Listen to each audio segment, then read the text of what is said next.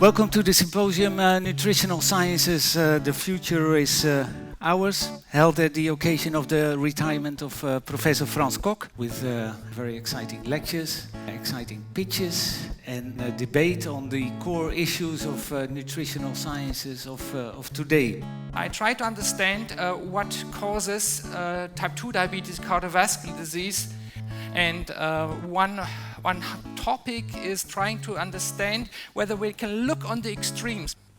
So if we can identify foods which lower the risk of cardiovascular disease and understand how they work, maybe we can help to lower the risk of cardiovascular disease. Who sports sometimes?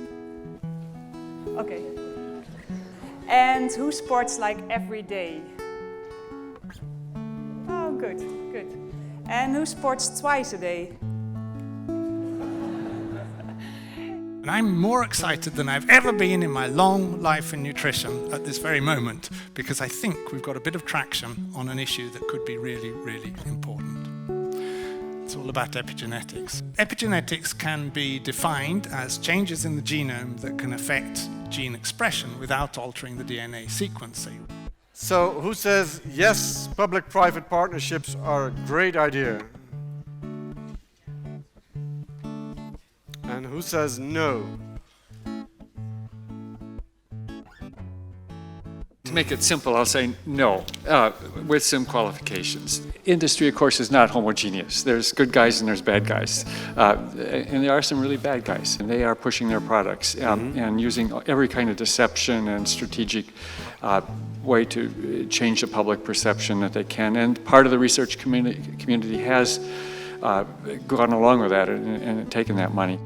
I personally vote yes, because I think it is good that we, public and private, are working together. I don't want to comment on what the industry is doing. I would say something else. I think with the help of scientists and the industry, we have been developing over the last 50 or 100 years a food availability for the world, which is better than it was 100 years ago.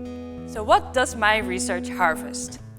It harvests entry points in how can we redesign a farming system or an agriculture project in such a way that it does not only improve yield, but also improve diets of the targeted population. Where should nutrition come from? From food. Where does food come from? Agriculture.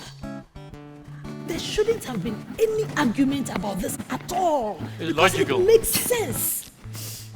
It's also not just about women, it's about focusing on inequities of all kinds. So that would be my final message, because we know some countries where large agricultural investments and other kinds of investments have made the rich become richer or the middle class go up, but the poor remain poor and become poorer.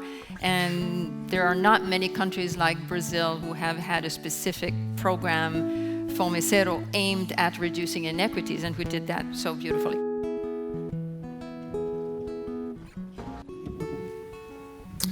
Mr. Rector, ladies and gentlemen, the last 10 years has seen a dramatic rise in the double burden of malnutrition, where over- and undernutrition coincide.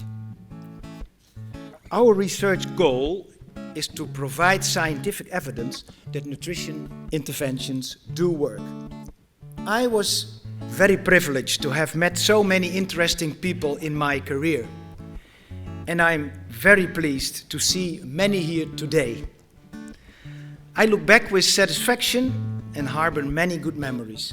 Ladies and gentlemen, thank you for your attention. Ik heb gezegd.